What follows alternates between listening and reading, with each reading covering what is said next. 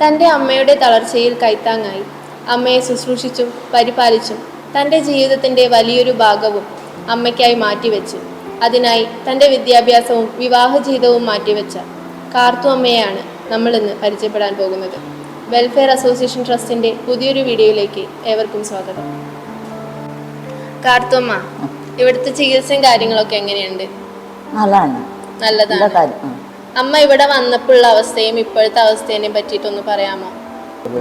ഇവിടെ വന്ന് ചികിത്സ തുടങ്ങിയപ്പോൾ എനിക്കൊരു സന്തോഷമാണ്. ഇപ്പൊ ജീവിക്കണം പ്രതീക്ഷയാണ്. ഇപ്പൊ നടക്കാൻ പറ്റുന്നുണ്ട്. പതുക്കെ നടക്കാൻ പറ്റുന്നില്ല.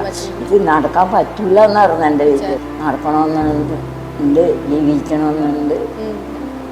വളരെ വളരെ സന്തോഷമാണ്. സന്തോഷത്തിലാണ് വന്നതിനേക്കാൾ സന്തോഷത്തിലാണ്.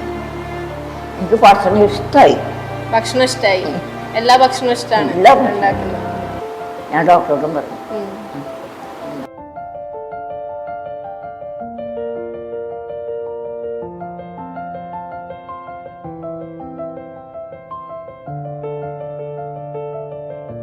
ഒരു വശം തളർന്ന തൻ്റെ അമ്മയെ പരിചരിക്കുന്നതിനു വേണ്ടി വിദ്യാഭ്യാസം വേണ്ടെന്ന് വെച്ചു.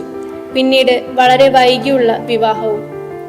ഭർത്താവിന്റെ മരണശേഷം കാലിനടിയിലെ വ്രണങ്ങളും മക്കളില്ലാത്തതിന്റെ ഒറ്റപ്പെടലുമായിരുന്നു പിന്നീടുള്ള കാർത്തു അമ്മയുടെ ജീവിതം.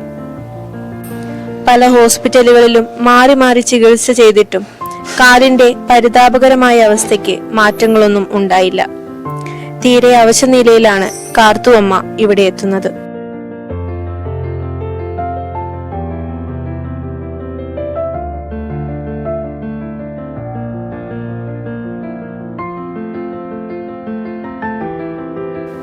വെൽഫെയർ അസോസിയേഷൻ ട്രസ്റ്റിലെ പ്രത്യേക പരിചരണവും ചികിത്സയും ഫിസിയോതെറാപ്പിയുമെല്ലാം ഈ അമ്മയ്ക്ക് പുതിയൊരു ജീവിതവും പ്രതീക്ഷയും നൽകി. ഇന്ന് അമ്മയ്ക്ക് മക്കൾ ഞങ്ങളാണ്. മുറിവുകൾ ഉണങ്ങിത്തുടങ്ങി, മനസ്സിന്റെയും ശരീരത്തിന്റെയും.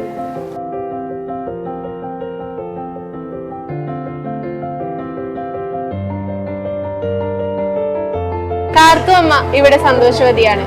കൂട്ടിന് ഞങ്ങളും.